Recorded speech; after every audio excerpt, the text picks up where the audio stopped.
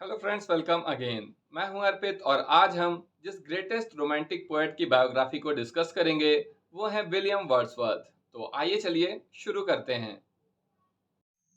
John Wordsworth और N कुकसन के 5 बच्चों में दूसरे बेटे विलियम वर्ड्सवर्थ का जन्म 7 अप्रैल 1770 को कुकरमाउथ कुंबरलैंड में हुआ था।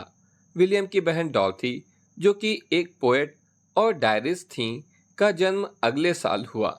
इन दोनों का बैप्टाइजेशन एक साथ ही हुआ था।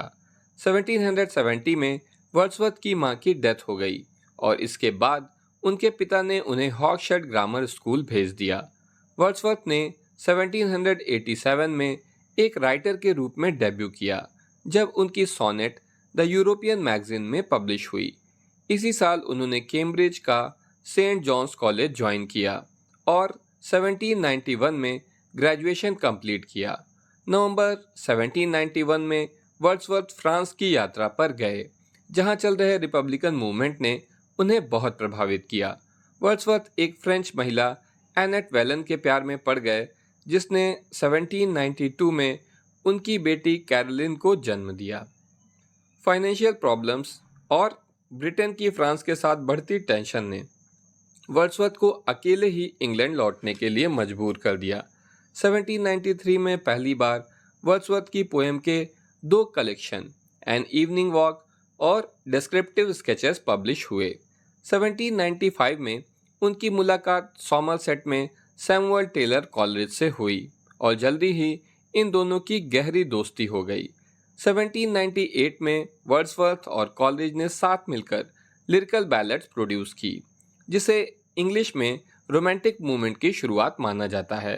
लिरिकल बैलेड का सेकंड एडिशन 1800 में पब्लिश हुआ, जिसमें ऑथर के रूप में सिर्फ वर्ड्सवर्थ का नाम था और इसमें पोएम्स के साथ प्रीफेस भी इंक्लूड था, जिसमें वर्ड्सवर्थ ने पोइट्री की famous definition the. Poetry is the spontaneous overflow of powerful feelings, ऐसा वर्ड्सवर्थ का मानना था। इसके अलावा वर्ड्सवर्थ ने अपनी पोएम्स को यहाँ पर एक्सपेरिमेंटल पोएम्स के रूप में भी एक्सप्लेन किया था। वर्ड्सवर्थ, कॉलरिज और रॉबर्ट साउदी को लेक पोएट्स के नाम से जाना जाता था। 1802 में वर्ड्सवर्थ एक बार फिर डॉर्थी के साथ फ्रांस गए। उनकी इस यात्रा का उद्देश्य एनेट और अपनी बेटी कैरोलिन को मैरी हचिंसन के साथ उनकी होने वाली शादी के लिए तैयार करना था। इसके बाद उन्होंने sonnet it is a beauteous evening calm and free लिखी, जो उन्होंने अपनी बेटी के साथ यहाँ पर बिताए गए समय के बारे में लिखी थी और पहली बार यहाँ पर उन्होंने अपनी बेटी से मुलाकात की थी। वर्ड्सवर्थ ने अपनी चाइल्डहुड फ्रेंड मैरी हचिंसन से शादी कर ली। 1798-99 में वर्ड्सवर्थ ने एक ऑटोबायोग्राफिकल पोएम लिखना शुरू किया। वो इसे पोएम टू कॉलरिज कहते थे। हालांकि ये पोएम 1805 में कंप्लीट हो गई, लेकिन वर्ड्सवर्थ ने इसे पब्लिश करने से इनकार कर दिया। आखिरकार ये पोएम वर्ड्सवर्थ की डेथ के बाद द प्रेल्यूड नाम से पब्लिश हुई। 1810 में कॉलरिज के ओपीएम एडिक्शन की वजह से वर्ड्सवर्थ और कॉलरिज के बीच में दूरी आ गई। 1814 में वर्ड्सवर्थ ने द एक्सकर्जन पब्लिश की और 1823 में अपने पेंटर फ्रेंड विलियम ग्रीन की डेथ के बाद वर्ड्सवर्थ ने कॉलरिज से अपने संबंध एक बार फिर से सुधार लिए। 1834 में कॉलरिज और चार्ल्स लैम्ब दोनों की ही डेथ हो गई। ये वर्ड्सवर्थ के लिए बहुत बड़ा सदमा था।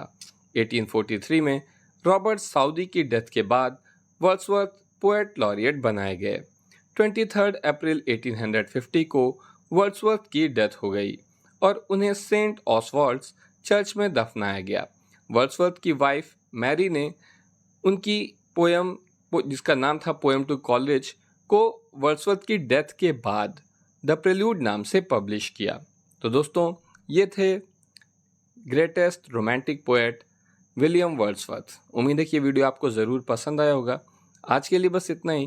Thank you.